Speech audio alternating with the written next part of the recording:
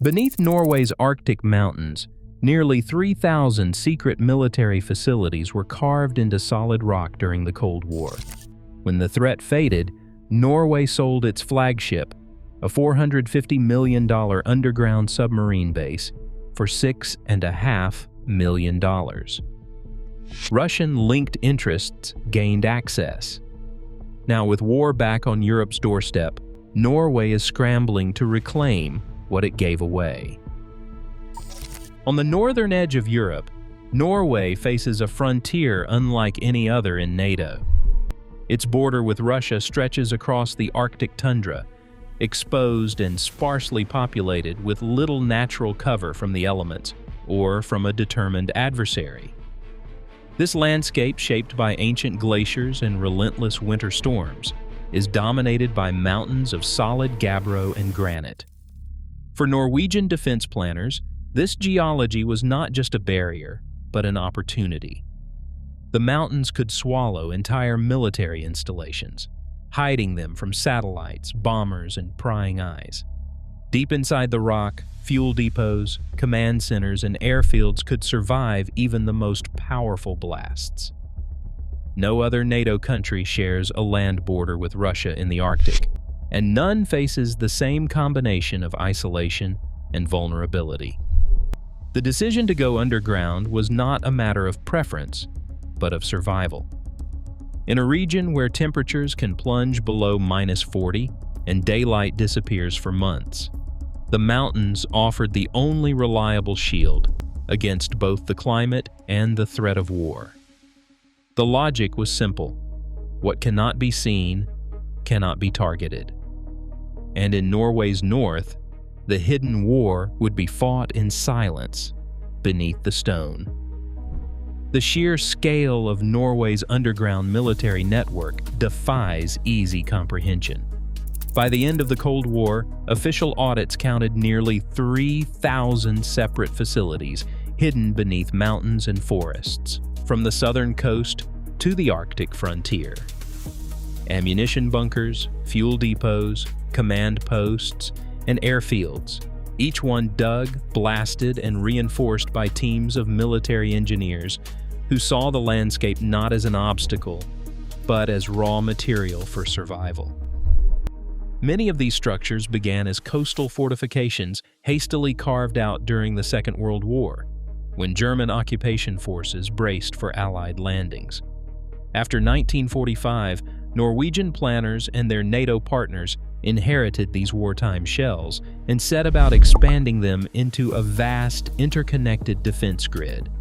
Over decades, the original bunkers grew into labyrinths, some with miles of tunnels, others with blast doors thick enough to withstand a nuclear strike. By the 1980s, Norway's underground network was unrivaled in Europe, not just in number, but in the ambition of its design. What started as desperate wartime improvisation became a silent, sprawling fortress beneath the stone, invisible to those above. Olavsvern stands as the most ambitious of Norway's hidden strongholds, a feat of engineering conceived at the height of the Cold War. Construction began in the late 1960s, as NATO planners and Norwegian naval engineers searched for a way to shelter submarines from Soviet bombers and satellites. The answer took shape beneath 270 meters of solid gabbro, a mountain so dense it could absorb the shock of a nuclear blast. Over 30 years, teams blasted and tunneled through the rock, carving out a labyrinth that would eventually cost $450 million, a sum that dwarfed most other Norwegian defense projects of the era. At the heart of Olavsvern lies a 340-meter underground water basin, deep and wide enough to berth 2 diesel submarines side by side. The main access tunnel stretches more than 900 meters into the mountain, sealed by hydraulically operated blast doors designed to withstand a direct strike.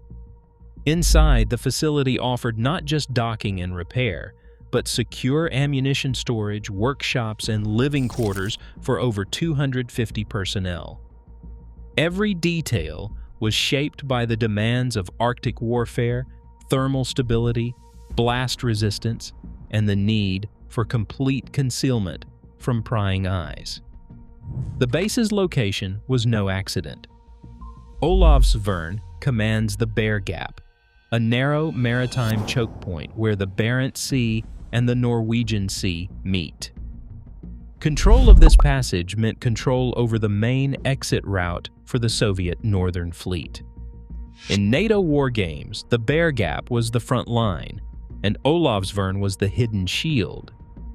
For decades, its existence was whispered about but rarely confirmed, a secret fortress built to outlast the Cold War's deepest fears.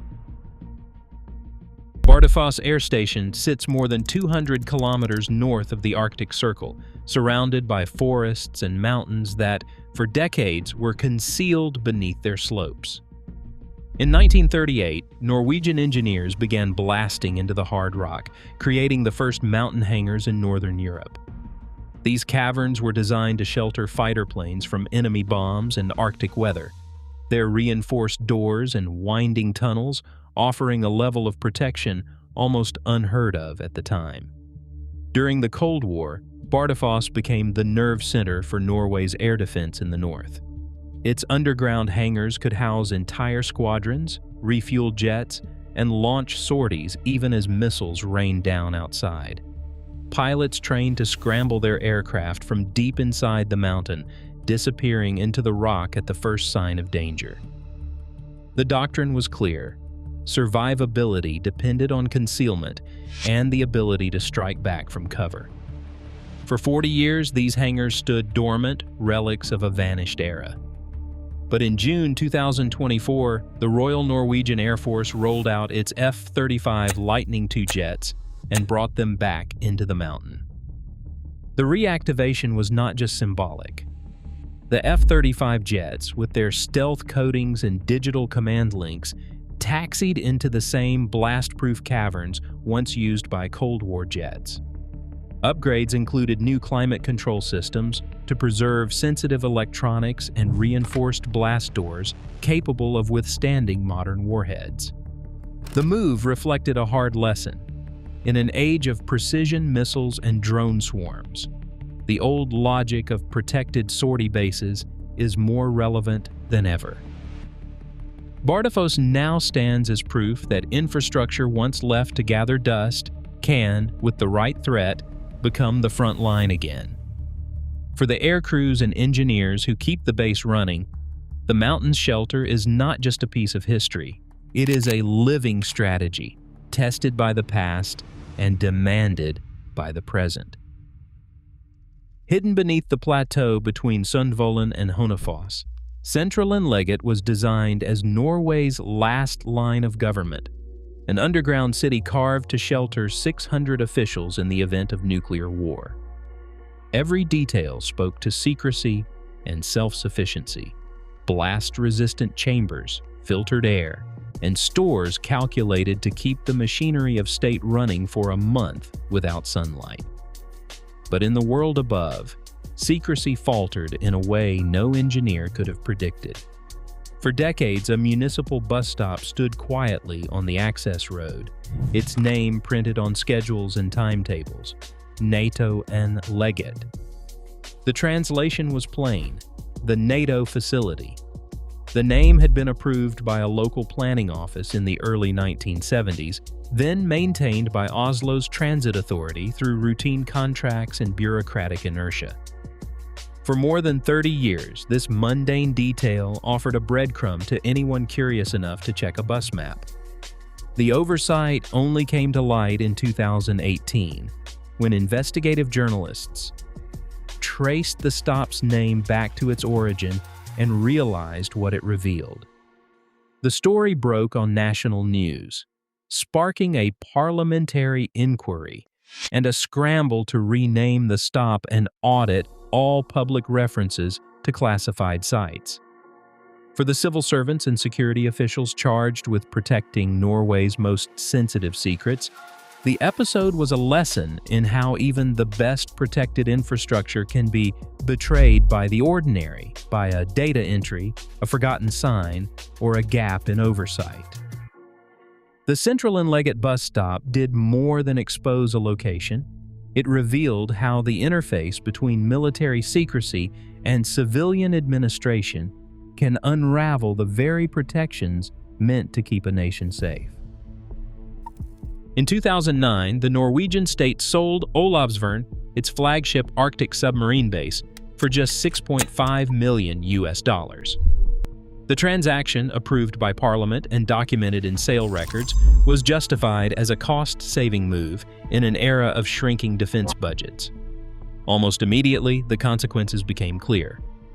AIS logs tracked foreign-linked vessels, including those with Russian ties, entering the dry dock and using the facilities once reserved for NATO's most sensitive operations. Parliamentary oversight bodies scrambled to assess the risk, but the infrastructure was now in private hands, its security guarantees gone. What had been a fortress became a glaring vulnerability overnight. In March 2023, the Norwegian Ministry of Defense moved to reacquire Olavsvern, reclaiming majority ownership after more than a decade in private hands. The decision followed a year of mounting anxiety across Europe, as Russia's invasion of Ukraine shattered assumptions about long-term peace. Norwegian officials cited a new era of missile and drone threats that made underground protection not just prudent, but urgent. Allied planners from the United States and the UK quickly expressed interest in using Olavsvern as a logistics hub, drawn by its shielded dry dock and proximity to the contested Barents Sea. A memorandum of understanding signed in early 2024 laid the groundwork for shared use, signaling that Norway's hidden fortresses, once written off as Cold War relics, had become indispensable again. For defense staff in Oslo and Brussels, the message was unmistakable. Survival in the Arctic now demands the very infrastructure that had once been sold off as surplus. Norway is not alone in looking underground for security. Sweden has reactivated the Musko Naval Base, its own labyrinth carved beneath granite islands outside Stockholm. In the South China Sea, China's Hainan Island now houses submarine pens tunneled deep into limestone, shielded from satellites and missiles. Across continents, the logic repeats. As threats grow more precise and unpredictable, nations are returning to the cold, silent protection of the Earth itself.